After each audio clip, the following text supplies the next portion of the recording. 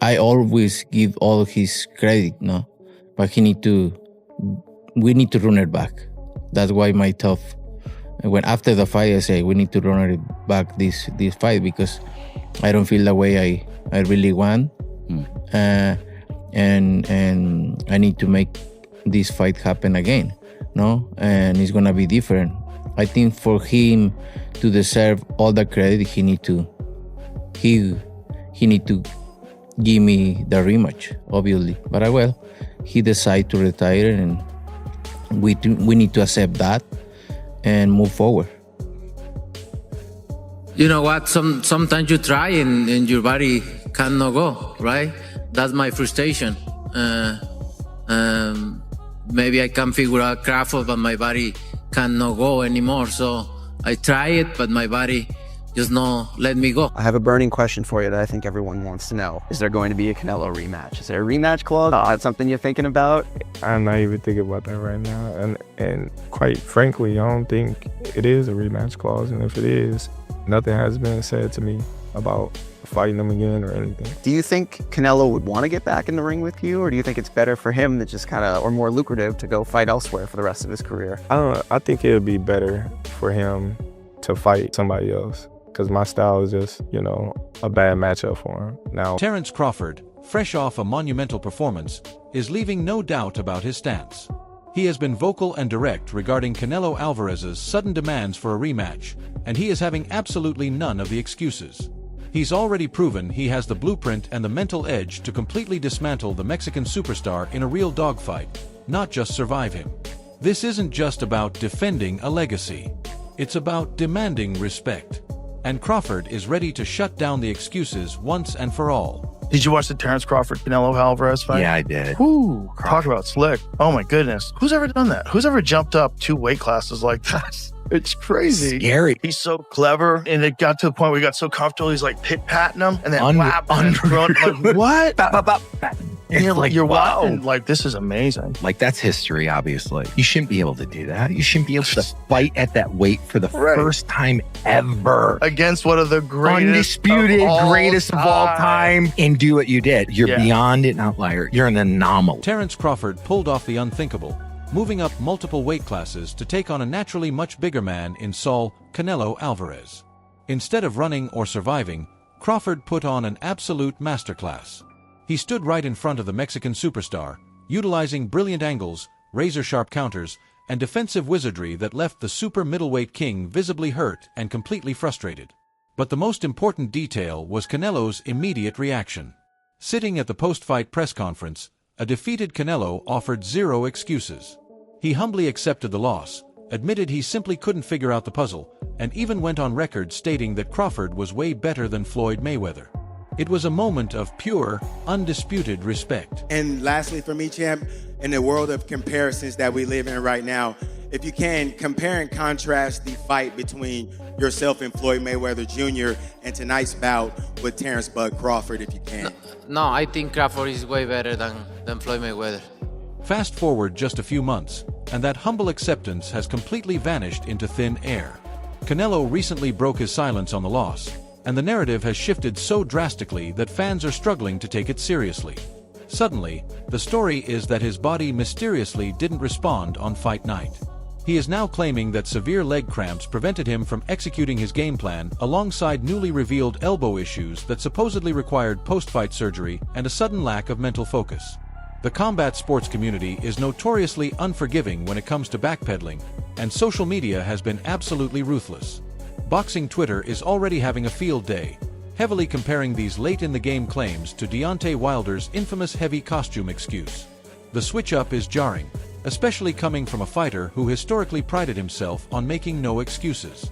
The situation gets even stranger when you look at Canelo's new bizarre demands.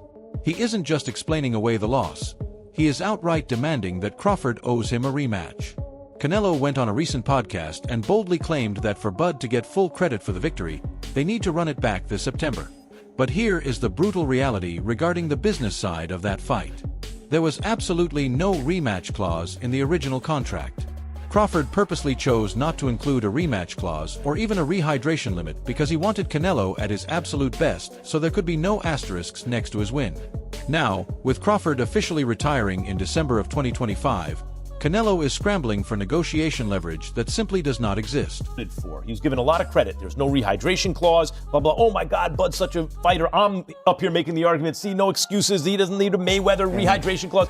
But really, why did he do all that?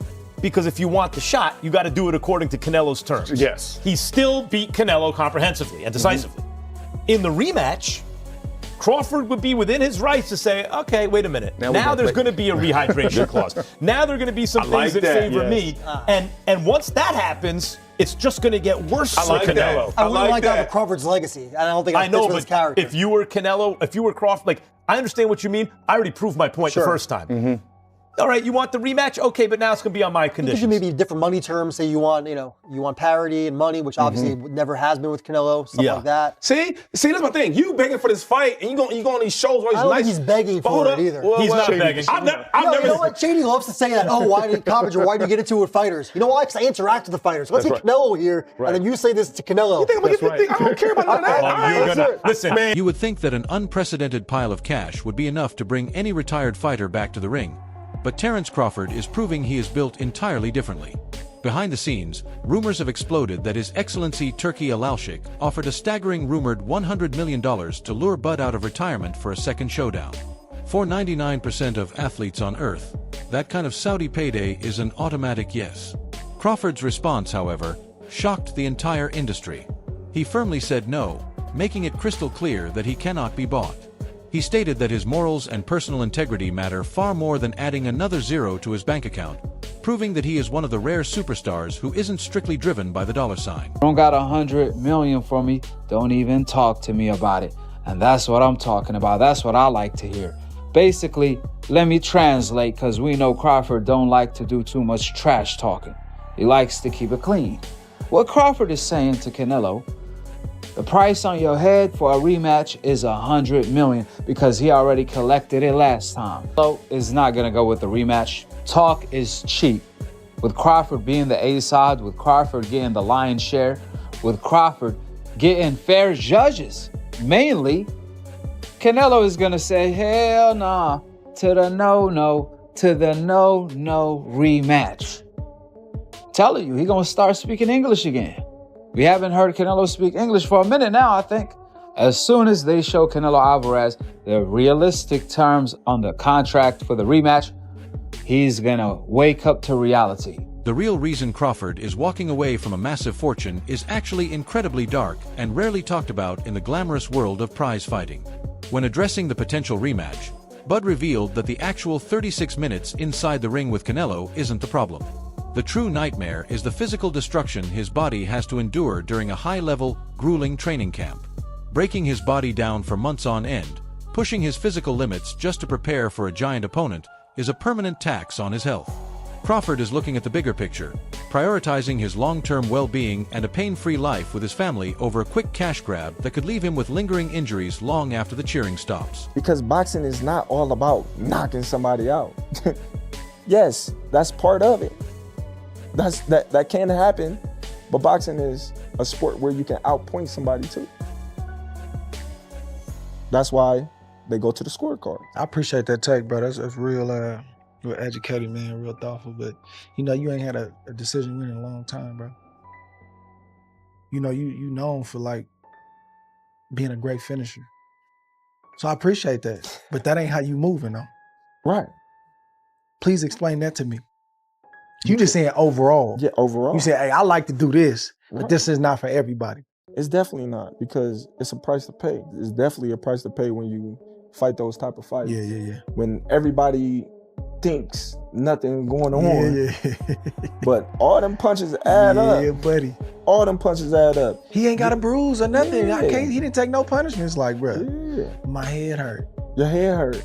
I'm in this room right now trying to get right, and y'all chilling, partying downstairs. Yeah, like all them punches add up. Punches in sparring add up. All them punches add up, and when one is good one day, and then it just all hit him out of the blue. He ain't even boxing no more. It just hit him, and then people be like, "Man, you all right, man? What's wrong with you?" You never know when that's gonna happen. You never know. It's gonna come. Yeah. Stay never around know. long enough. Yeah. You know, and it's just like, dang. You know what I mean? Is you all right? Yeah, I'm good. You might start slurring a little bit. You might start forgetting a lot of things. You might get a little dementia. You might keep repeating the same thing over and over, you know, and you don't even know it, you know. But that's from all that accumulation of punches to the brain. But I know you probably have too. I done been in the presence of fighters, bro, where that stuff is happening. And I'm like, where they say something to you and they just told you 2-3 minutes earlier, you like, brother, you just said that. Definitely. That's scary to me. Definitely. That's scary to me. I look at all the... Instead of getting dragged into a messy media war, Crawford has deployed the ultimate public relations strategy, weaponized silence. While Canelo goes from podcast to podcast, airing out his list of grievances, Crawford has chosen not to entertain a single word of it. This epic, deafening silence is driving his critics absolutely crazy because it offers them nothing to feed on. After his historic victory, Crawford famously asked the crowd, "What more can they say now?" That quote has aged flawlessly. By refusing to take the bait, Bud is effortlessly maintaining the high ground, letting his masterful unanimous decision victory speak for itself, while Canelo is left shadowboxing his own insecurities.